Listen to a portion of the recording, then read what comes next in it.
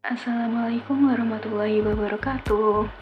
Hai semuanya, kami dari kelompok 4 kelas A akan mempresentasikan materi diagram Hertzsprung-Russell dan hubungannya dengan teori evolusi bintang. Nah, kelompok 4 sendiri beranggotakan 3 orang. Yang pertama, Kontias Buana dengan NIM K4521018. Saya, Evia Ronisa, NIM K4521036. Dan Irma Setiawati, NIM K4521045. Nah, kawan-kawan jangan lupa menyaksikan video ini dengan seksama, karena penjelasan dari kami sangat bermanfaat untuk pengetahuan kalian semua. Next, materinya. Baik, untuk yang selanjutnya yaitu mengenai diagram Hertzsprung-Russell. Jadi diagram Hertzsprung-Russell atau diagram HR adalah diagram hubungan antara magnitudo mutlak atau biasa disebut sebagai luminositas dan kelas spektrum bintang atau indeks warna. Luminositas sendiri merupakan daya pancaran yang dipancarkan suatu benda ke arah lain. Nah, diagram ini itu dikembangkan secara terpisah oleh astronom Denmark Ejnar Hertzsprung dan astronom Amerika Henry Norris Russell. Untuk Ejnar Hertzsprung pada tahun 1911, sedangkan Norris Russell pada tahun 1913. Nah, untuk diagram HR sendiri itu juga merupakan salah satu alat terpenting dalam studi evolusi bintang, karena diagram ini itu memplot suhu bintang terhadap luminositasnya, atau warna bintang atau spektral terhadap magnitudo absolutnya, atau biasa juga disebut sebagai magnitudo warna. Sejarah terbentuknya nama Hertzsprung-Russell. Jadi di awal abad 20 itu seorang astronom sudah menyadari adanya keteraturan dalam klasifikasi Hartree, sehingga bintang kelas O di satu ujung klasifikasi lebih terang secara intrinsik daripada kelas lainnya hingga kelas M di ujung lainnya. Keteraturan ini itu mengarahkan astronom pada sebuah teori evolusi bintang atau yang sekarang ini sudah kita tidak akui lagi, yang menyatakan bahwa bintang itu memulai hidupnya sebagai bintang kelas O yang terang dan panas dan berakhir menjadi kelas M yang bintangnya itu dingin. Jika memang teori itu benar, maka pastilah ada keteraturan di dalam hubungan antara luminositas atau magnitudo mutlak dengan spektrumnya. Jadi ada seorang astronom yang bernama Ejnar Hertzsprung itu menganalisis bintang-bintang yang kelas spektrum dan magnitudonya itu mutlak. Sudah diketahui dengan pasti dan konfirmasi pada tahun 1905. Nah, Hertzsprung ini menyajikan hasilnya dalam bentuk tabel, dan kemudian pada tahun 1913 itu ada seorang astronom yang bernama Henry Norris Russell. Ini secara terpisah dia itu tiba-tiba membuat kesimpulan yang sama, yaitu menyajikan hasilnya itu dalam bentuk diagram. Lebih dari 200 bintang diplot itu dalam diagram Russell itu terbentuk, dan hasilnya itu kebanyakan dari bintang yang berada dalam sebuah pita terentang dari kiri atas ke kanan bawah diagram. Lalu ada astronom dari Denmark yang bernama Barend Storkman itu menyarankan agar diagram ini itu dinamai berdasarkan dua nama dari astronom yang saya jelaskan tadi, yaitu yang Ejnar Hertzsprung dengan Henry Norris. Nah, hingga terbentuk nama diagram ini itu dari inspirasi dari nama mereka, yaitu namanya diambil dari Hertzsprung dan Russell yang selalu tergabung dalam penyebutannya, sehingga dinamakan dengan diagram Hertzsprung-Russell. Baik, untuk yang selanjutnya yaitu mengenai hubungan diagram HR dengan teori evolusi bintang. Jadi, bergantung pada masa bintang, setiap bintang itu melewati tahap evolusi tertentu yang ditentukan oleh struktur internalnya dan bagaimana cara ia menghasilkan energi. Nah, masing-masing tahapan tersebut berhubungan dengan perubahan suhu dan luminositas dari bintang itu sendiri, yang pada gambar diagram HR itu dapat terlihat dengan berpindahnya dari satu wilayah ke wilayah lain yang berbeda, dan perpindahan tersebut menunjukkan evolusi dari bintang itu sendiri. Kemudian diagram HR, pada diagram HR para astronom itu dapat mengetahui struktur internal dan tahap evolusi bintang, yaitu dengan menentukan posisi dalam diagram. Fitur yang paling menonjol itu deret utama. Bisa dilihat pada gambar di sebelahnya itu ada deret utama yang berwarna abu-abu gelap yang membentang dari pojok kiri atas, yaitu bintang panas dan bercahaya, hingga kanan bawah yang menunjukkan bintang dingin redup. Nah, ada juga cabang raksasa dan bintang super raksasa yang terletak di atas deret utama. Bisa dilihat seperti ada dua lingkaran, yaitu merupakan super giant dan giant, itu merupakan cabang raksasa dan bintang super raksasa. Sedangkan yang di bawah dari deret utama itu ada katai putih. Nah, di situ merupakan katai putih yang ditemukan di bawah deret utama. Selanjutnya yaitu 3 wilayah utama diagram HR. Dapat kita lihat pada gambar di sebelahnya. Di situ terdapat beberapa bagian atau wilayah dari diagram HR itu sendiri. Yang pertama yaitu deret utama. Seperti yang dijelaskan sebelumnya, deret utama itu membentang dari diagram atau dari bagian kiri atas, yang itu menunjukkan bintang panas dan bercahaya, hingga kanan bawah yaitu menunjukkan bintang dingin dan redup. Dan biasanya deret utama pada diagram HR itu lebih mendominasi di diagram itu sendiri. Bisa kita lihat pada gambar di sebelahnya. Pada deret utama itu dimulai dari cahaya putih yang menunjukkan bahwa bintang itu lebih bercahaya, kemudian menuju ke warna ungu gelap, yaitu menunjukkan bahwa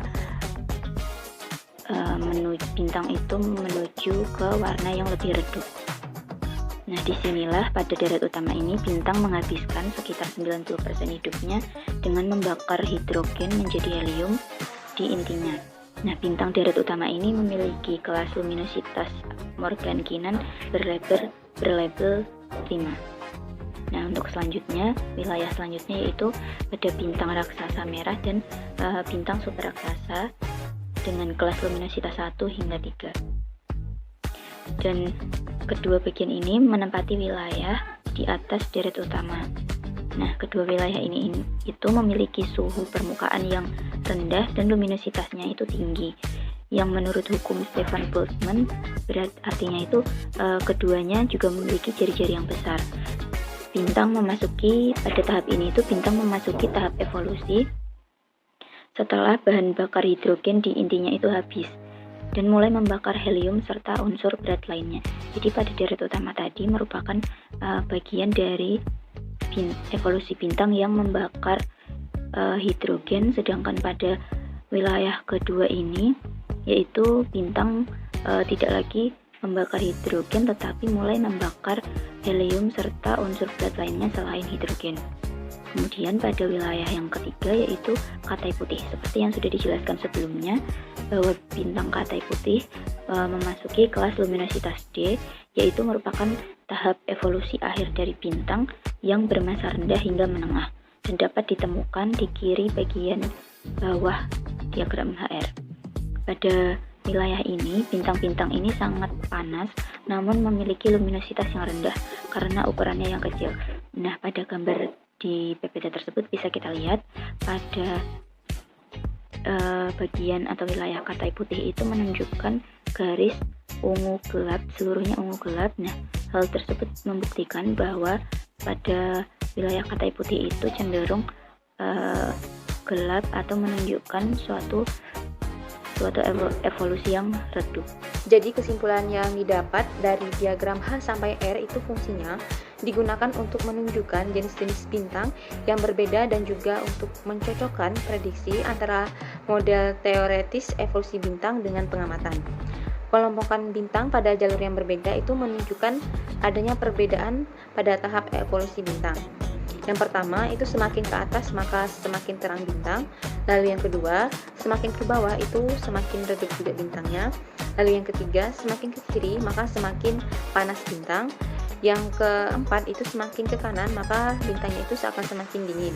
Lalu yang kelima, Umur bintang itu diukur di deret utama.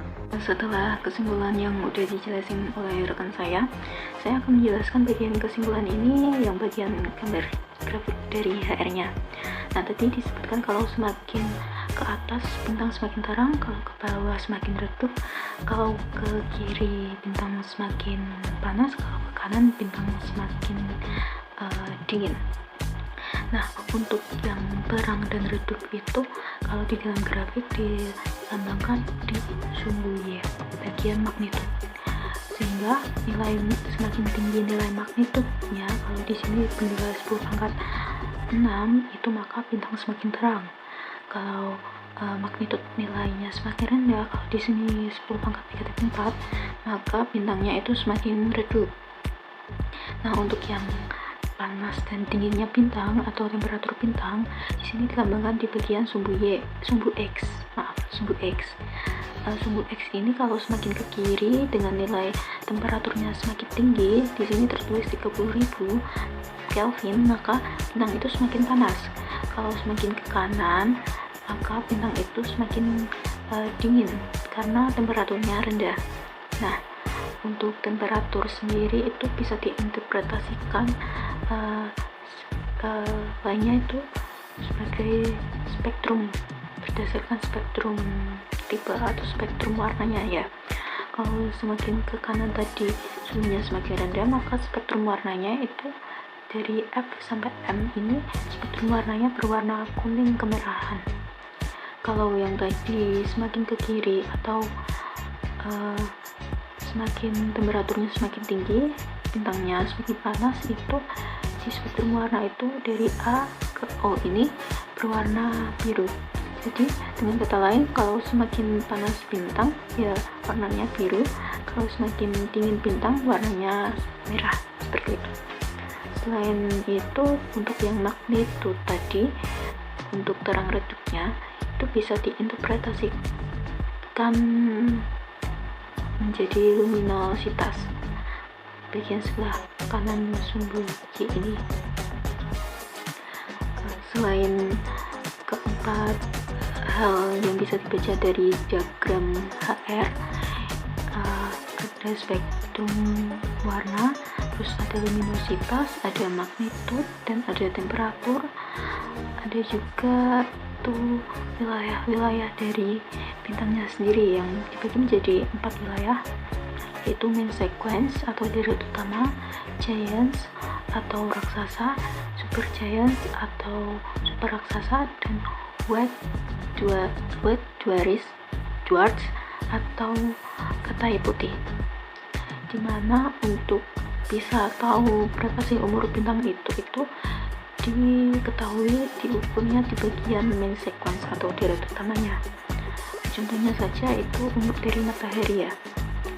Umur dari matahari itu sekitar totalnya 10 miliar tahun, dan matahari bisa mencapai di daerah deret utama ini sudah berumur 5 miliar tahun, sehingga sisa 5 miliar tahun yang akan datang itu matahari akan berpindah ke wilayah giants ini atau super raksasa.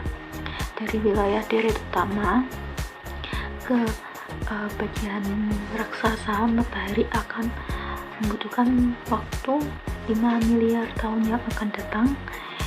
Dan kalau ada perpindahan dari deret utama ke wilayah raksasa, maka matahari sendiri akan mengembang karena adanya tekanan. Semakin besar matahari di wilayah raksasa ini, maka matahari akan membentuk bumi ya. Sehingga dengan kata lain, kalau semakin mengembang matahari, kalau matahari sudah mencapai di daerah raksasa, maka bumi pun tidak terlihat atau tidak ada. Nah, untuk daerah deret utama itu terjadi pembakaran hidrogen menjadi helium. Nah, kalau di daerah raksasa terjadi pembakaran helium untuk diubah menjadi karbon. Sedangkan di wilayah super raksasa itu terjadi pembakaran karbon. Nah, kalau bintang-bintang di wilayah deret utama ini masih dalam radius yang berdekatan dengan wilayah raksasa, maka harus melewati wilayah raksasa dulu baru ke wilayah super raksasa.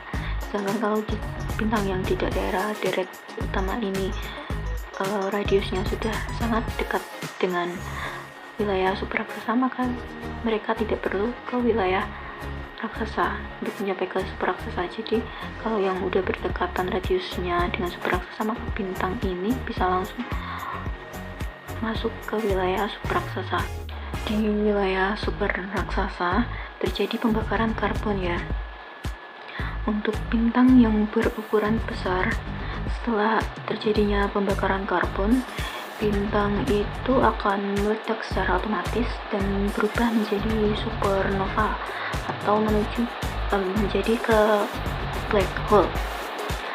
Sedangkan untuk bintang yang berukuran kecil, itu selubung-selubungnya setelah terjadi pembakaran karbon, selubung-selubungnya itu akan meledak menuju ke wilayah katai putih ini.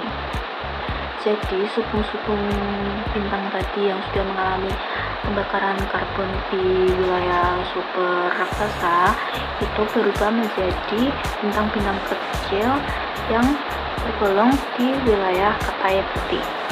Setelah mempelajari materi tentang diagram HR dan hubungannya dengan teori evolusi bintang, kita akan mengasah melalui soal-soal yang sudah kelompok kami sediakan dan sudah ada pembahasannya juga. Soal pertama itu evolusi bintang dari deret utama ke raksasa menyebabkan posisi bintang bergeser ke kanan atas diagram HR. Bagaimana radius dan temperatur bintang raksasa dibanding deret utama?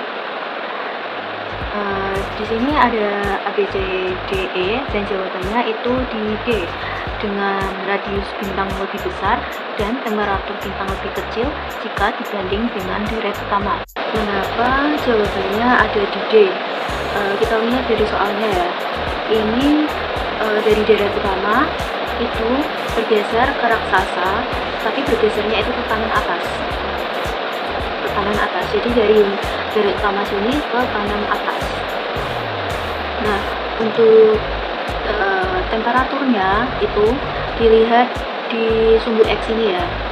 Dari deret utama ke kanan atas, maka semakin ke kanan, jadi temperaturnya juga semakin kecil. Nah, untuk jawaban radiusnya ke kanan atas, mengapa kok radiusnya bisa semakin besar? Karena dilihat dari luminositas maupun garis penyamping ini ya. Kalau ke kanan atas, maka radiusnya itu semakin besar. Dilihat dari ini, dari angka 1 untuk daerah deret utama itu radiusnya bernilai 1. Kalau semakin ke kanan atas itu di daerah giants itu bisa 10 kali lipatnya dari deret utama. Jadi radiusnya juga semakin besar. Nah, selain dilihat dari garis miring radius ini, bisa juga dilihat dari luminositasnya. Kalau semakin ke atas, luminositasnya semakin besar. Sebuah bintang mempunyai jejaring 2000 km dan temperatur permukaan 10.000 Kelvin. Jika jarak bintang ini 10 parsec, maka bintang jawabannya B. Sulit diamati dengan mata telanjang karena nilai magnitudonya yang terlalu besar. Bisa kita ukur melalui perhitungan terlebih dahulu. Menghitung luminositas bintangnya terlebih dahulu dengan rumus luminositas 4pi sigma R kuadrat T pangkat 4. Jadi jejaringnya 2000 km juga menjadi meter, jadi 4pi sigma 2 juta meter kuadrat dikali 10.000 Kelvin pangkat 4. Jadi luminositas bintangnya bernilai 2,85 dikali 10 pangkat 22 W. Nah, membandingkannya dengan matahari dengan nilai luminositas matahari 3,86 kali 10 pangkat 26 W dan magnitudo tetap matahari bernilai 4,8. Jadi rumus magnitudo bintang dikurangi magnitudo matahari sama dengan negatif 2,5 log L1 bagi L2. M1 dikurangi magnitudo matahari 4,8 sama dengan negatif 2,5 log 2 kali 85 dikali 10 pangkat 22. Ini nilai luminositas bintangnya dibagi nilai luminositas mataharinya 3,86 kali 10 pangkat 26, sehingga nilai magnitudo bintangnya itu bernilai 15,13. Selain menggunakan perhitungan, kita bisa menjawab soal yang kedua tadi menggunakan teori dari grafik HR sendiri. Jadi diketahui kalau temperaturnya itu menilai 10.000 Kelvin ya, artinya temperaturnya itu besar. Di sumbu X ini temperatur 10.000 Kelvin itu besar, dan karena diketahui jarak bintang itu 10 parsec itu menandakan radiusnya itu 10. Kalau radiusnya 10 dan suhunya itu 10.000, artinya radiusnya kecil, suhunya besar, itu artinya luminositasnya itu berkisar di 0,01 ke bawah, artinya luminositasnya itu semakin kecil. Dengan luminositas semakin kecil, kita bisa menyimpulkan bahwa bintang yang dimaksud termasuk ke golongan ke wilayah katai putih ya. Nah, bintang katai putih itu sulit dilihat dengan telanjang mata dengan alasan magnitudonya besar, semakin redup, dan luminositasnya itu kecil. Soal yang terakhir, dua bintang berjejari sama, masing-masing mempunyai temperatur 6000 Kelvin dan 5000 Kelvin. Energi yang dihasilkan oleh bintang yang temperaturnya lebih tinggi adalah titik-titik kali lebih besar dari bintang yang temperaturnya lebih rendah. Untuk menjawab atau melengkapi pernyataan yang sudah disebutin, kita bisa menjawabnya melalui perhitungan. Mencari luminositasnya dulu ya. Nah, di sini karena diketahui jejarinya sama tetapi temperaturnya beda, sedangkan rumus luminositas itu 4pi sigma R kuadrat T pangkat 4. Nah, di sini R-nya itu udah sama, jadi bisa diabaikan, tetapi ini jari-jarinya berbeda ya, sehingga kita hanya perlu membandingkannya melalui temperaturnya, karena nilai 4pi sigma R kuadrat dari bintang 1 dengan bintang yang 2 itu sama, jadi diabaikan, sehingga kita memakai nilai T pangkat 4 nya saja. Maka bandingannya itu 6000 pangkat 4 dibanding T per 5000 pangkat 4, sehingga nilainya luminositas dari kedua bintang itu 2,07, sehingga jawabannya adalah E, 2,1. Terima kasih telah menyaksikan video dari kelompok 4 yang menjelaskan mengenai materi Hertzsprung-Russell dan hubungannya dengan teori revolusi bintang. Terima kasih kawan-kawan. Sampai jumpa di video selanjutnya. Wassalamualaikum warahmatullahi wabarakatuh. Bye bye.